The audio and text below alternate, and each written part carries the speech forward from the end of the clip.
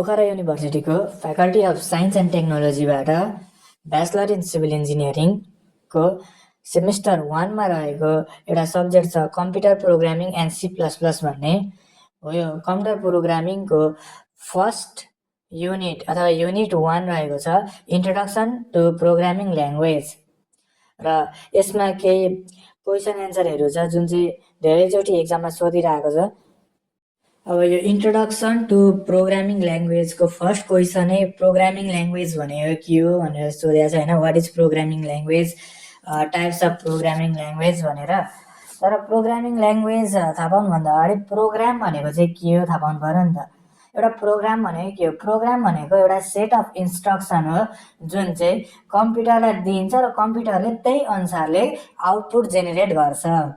के अरे प्रोग्राम भनेको एउटा सेट अफ इन्स्ट्रक्सन हो जुन चाहिँ हामी कम्प्युटरलाई दिन्छौँ र त्यही अनुसार कम्प्युटरले आउटपुट जेनेरेट गर्छ। प्रोग्राम भनेको यति बुझौँ। र हामीले नेपाली ल्याङ्ग्वेजमा कन्भर्सेट गरिरहेको हुन्छौँ, त्यो एउटा मिडियम हो। हामी जुन कन्भर्सेट गर्छौँ नि त्यो एउटा मिडियम हो। जुन एक रामले श्यामसँग बोल्दैछ भने त्यो एउटा मिडियम हो। कन्भर्सेट गर्ने मिडियम चाहिँ के छ? हाम्रो नेपाली ल्याङ्ग्वेज हो। नेपाली ल्याङ्ग्वेज जस्तै अब कम्प्युटरले यसै गरी कम्प्युटरले मेसिन लेभल ल्याङ्ग्वेज अथवा बाइनरी ल्याङ्ग्वेज बुझ्ने गर्छ। हामीले डाइरेक्ट कम्प्युटरलाई यो गर त्यो गर भन्नु मिल्दैन। हामीले कम्प्युटरसँग कन्भर्सेट गर्नलाई नै हामी प्रोग्रामिङ ल्याङ्ग्वेज युज गर्छौँ। हामीले के अरे भन्दाखेरि हामी मान्छेसँग बोल्नलाई चाहिँ नेपाली ल्याङ्ग्वेज युज गर्छौँ, अनि कम्प्युटरले त नेपाली ल्याङ्ग्वेज बुझ्दैन। त्यसरी कम्प्युटरले के बुझ्छ भन्दाखेरि मेसिन लेभल ल्याङ्ग्वेज अथवा बाइनरी लेभल ल्याङ्ग्वेज बुझ्छ। त्यो हुँदा हामीले कम्प्युटरलाई डाइरेक्ट यो गर त्यो गर भन्नु नमिल्ने कारणले हामीले कम्प्युटरसँग कन्भर्सेट गर्नलाई प्रोग्रामिङ ल्याङ्ग्वेज युज गर्छौँ। Programming language is use to converse अथवा कम्युनिकेट विथ कम्प्युटर। यति बुझिसकेपछि अब यसको टाइप्सहरू भनेको यही machine level language, low level language. Machine level language भनेकै लो लेभल ल्याङ्ग्वेजमा पर्छ। लो लेभल ल्याङ्ग्वेज भनेर मैले देखेको छु। लो लेभल ल्याङ्ग्वेजमा मेसिन लेभल ल्याङ्ग्वेज अथवा एसेम्ब्ली ल्याङ्ग्वेज भन्न सकिन्छ। अथवा अनि हाई लेभल ल्याङ्ग्वेज हुन्छ। लो र हाई मात्र पढ्दा नि भयो, एउटै हुन त कुरो। लो र हाई भन्दा नि भयो, अथवा एसेम्ब्ली लेभल, मेसिन लेभल र हाई लेभल भन्दा भयो होइन। अब मेसिन लेभल भनेको ब्रिफली यहाँ भनिहाल्छु यिनीहरू। मेसिन लेभल भनेको के भन्दाखेरि कोड जुन चाहिँ कोडले गर्दा बाइनरी नम्बरको ल्याङ्ग्वेज युज गर्छौँ कोड युज गरेर। जस्तै कि 0 1 गर्दै युज गर्छौँ यो मेसिन लेभल ल्याङ्ग्वेजमा। यो एकदम फास्ट हुन्छ। यो सिक्नलाई र इरर फाइन्ड गर्नलाई चाहिँ एकदम गाह्रो हुन्छ। यो मेसिन लेभल ल्याङ्ग्वेज चाहिँ सिक्नलाई र इरर फाइन्ड गर्नलाई एकदमै गाह्रो हुन्छ। र कम्प्युटरको इनफ नलेज छ भने, अब यदि हामीसँग कम्प्युटरको इनफ नलेज छ भने मात्र यो ल्याङ्ग्वेज सिक्नलाई सजिलो हुन्छ। यहाँ लो लेभल ल्याङ्ग्वेजको मेसिन लेभल ल्याङ्ग्वेज भनेको यही हो। कोड गर्दाखेरि बाइनरी नम्बरको ल्याङ्ग्वेज युज गर्छौँ। जस्तै कि 0 कि 1 0 1 यस्तै होइन। अनि यो एकदम छिटो हुन्छ, अनि सिक्नलाई एकदम गाह्रो हुन्छ, इरर फाइन्ड गर्नलाई एकदम गाह्रो हुन्छ। र यदि हामीसँग कम्प्युटरको बेसिक नलेजहरू इनफ छ अथवा कम्प्युटरको नलेज इनफ छ भने मात्र यो ल्याङ्ग्वेज सिक्नलाई सजिलो हुन्छ। नेक्स्ट रहेको छ एसेम्ब्ली ल्याङ्ग्वेज। एसेम्ब्ली ल्याङ्ग्वेज भनेको मेसिन लेभल ल्याङ्ग्वेजभन्दा अलिकति मात्र सजिलो छ। यसमा डिफ्रेन्ट सिम्बोलिक कोडहरू युज गर्नुपर्छ। अनि अर्को टाइप भनेको लो लेभल सकिहाल्यो। दुईवटा मेसिन लेभल र एसेम्ब्ली भनेको लो लेभलमा परिहाल्यो। अर्को भनेको हाई लेभल अथवा हायर लेभल ल्याङ्ग्वेज। त्यसमा चाहिँ यो लो लेभल ल्याङ्ग्वेजभन्दा अलि सजिलो हुन्छ भनेपछि मेसिन लेभलभन्दा एसेम्ब्ली अलि सजिलो, एसेम्ब्लीभन्दा हायर अझै सजिलो। लो लेभलभन्दा यो सजिलो हुन्छ। यसमा हामीले डाइरेक्ट 2 + 5 = 8 आउँछ। यसलाई मेसिन लेभलमा कन्भर्ट चाहिँ गर्नै पर्छ। कन्भर्ट गर्नको लागि हामी इन्टरप्रेटर अथवा कम्पाइलर युज गर्छौँ। यहाँ हाई लेभल ल्याङ्ग्वेजमा के भनेको छु मैले, only human can understand. High level language मान्छेले अन्डरस्ट्यान्ड गर्न सजिलो सकिन्छ, त्यही भन्दा भयो होइन।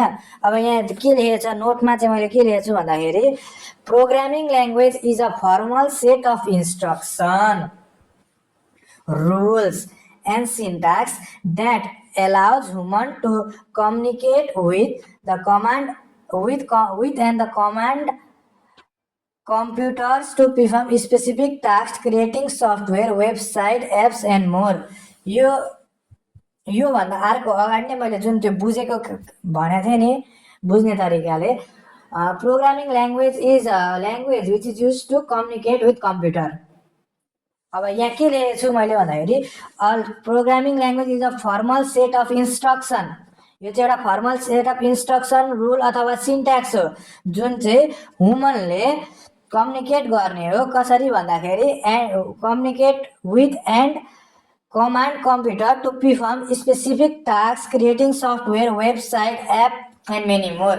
यही हो जुन मैले अगाडि थोरै भनेको थिएँ, जुन चाहिँ programming language language which is use to convert which is use to communicate with computer. कसरी भन्दाखेरि इन्स्ट्रक्सन दिएर, रोल दिएर, सिन्ट्याक्स दिएर के गर्ने हो भन्दाखेरि, एपहरू क्रिएट गर्ने, सफ्टवेयरहरू क्रिएट गर्ने, वेबसाइटहरू क्रिएट गर्ने, यति हो प्रोग्रामिङ ल्याङ्ग्वेज भनेको। र यसको टाइपहरू यी छ। फर्स्टमा त यही मेसिन लेभल ल्याङ्ग्वेज बुझ्नु पऱ्यो, मैले अगाडि नै भनेको छु। कोड जुन चाहिँ बाइनरी नम्बर ल्याङ्ग्वेजमा युज गर्छौँ, जस्तै 0 अथवा 1, अनि एकदम फास्ट हुन्छ र सिक्नलाई र इरर फाइन्ड गर्नलाई एकदम गाह्रो हुन्छ। यदि कम्प्युटरको इनफ नलेज छ भने मात्र यो ल्याङ्ग्वेज सिक्नलाई सजिलो हुन्छ।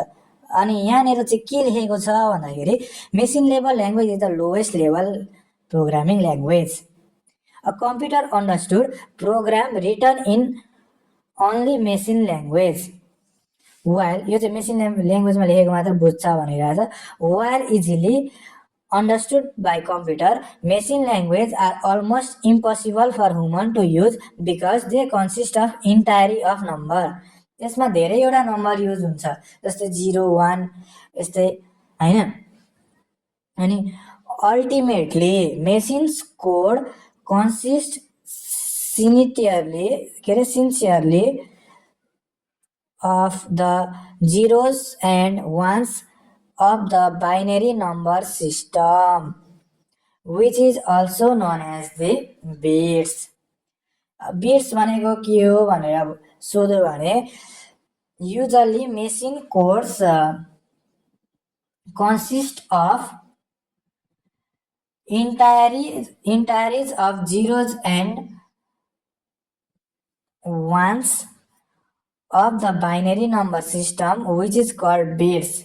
अनि बाइनरी नम्बर त अगाडि नै भनेको छ, यहाँ नि भनेको छ। बाइनरी नम्बर भनेको चाहिँ के हो, 0 1, 0 कि त 1, 0 1 0 0 0 1 हो, यस्तो हुन्छ नि बाइनरी नम्बर भनेको। अनि डेसिमल नम्बर भनेको चाहिँ 1 1 1 2 1 3 1 4 1 5 1 6 गर्दै हो, यसरी जान्छ। बाइनरी नम्बर भनेको चाहिँ सिधै 1 0 1 0 1 0 0 0 1 1 1 0 1 0 हो, यस्तो 1 र 0 मात्र युज हुने नम्बरलाई चाहिँ बाइनरी नम्बर भनिन्छ। अनि early computers were programmed using machine level language। programs written in machine level language are faster and efficient। यो एकदम छिटो हुन्छ भनेर मैले अगाडि नै भनेको थिएँ। early computers were programmed using a machine level language। programs written in machine level language are faster and efficient। यो भइगयो। अनि writing program in machine level language is very tedious, time consuming, difficult to find bugs in longer program। यो चाहिँ धेरै time consume गर्छ। अब यो machine level ल्याङ्ग्वेजमा लेख्नलाई धेरै टाइम लाग्छ, प्रोग्रामहरू लेख्नलाई। त्यो हुँदाखेरि अलिकति बेसी टाइम लिन्छ यसले। अनि अब बग्सहरू इररहरू चाहिँ